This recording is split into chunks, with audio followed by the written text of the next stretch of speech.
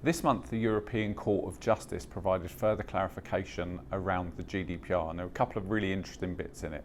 First up, those pre-ticked boxes that assume consent in terms of a user are no longer a valid form of consent.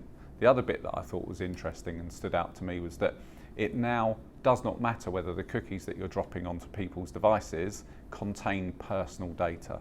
So it's clear that we now need unambiguous, active consent in order to collect the data that most websites do.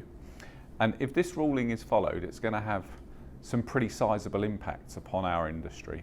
And here's a couple of them. First up, we're going to get less data, of course we are. That means we're going to need to model the data that we do receive, and I would expect to see the platforms such as Google Analytics leading this rather than everybody having to do it their own specific way. The other change I think that we'll start to see is that the collection of first-party data becoming even more important, even more of a competitive advantage than it is today. And what the end user will see, I suppose, is more logged-in experiences, providing value in a unique experience in a logged-in environment, enabling the website to procure that all-important first-party data.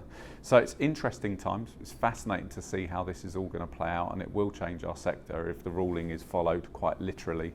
And we're very much here to help businesses if they're struggling with it.